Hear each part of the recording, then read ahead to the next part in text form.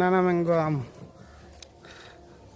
এই যে আমাদের একটা আম পাকছে, টিস্যু ব্যাগে দেওয়া ছিল, টিস্যু ব্যাগটা ফাটানো হলো, একদম হলুদ হয়ে গেছে।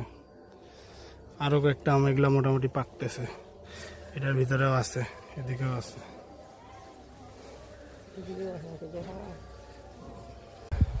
এদের ধৈর্য নেই। আমগুলা কাঁচা কাঁচা আমগুলা মানুষ খাবে বলে নিজেরা ভাঙে নিচ্ছে।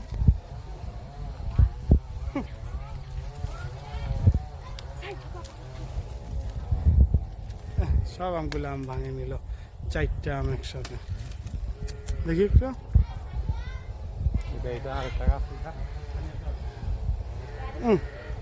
এত সুন্দর সুন্দর বানানা ম্যাঙ্গো আমগুলো। এইদিকে আরেকটা আম আছে।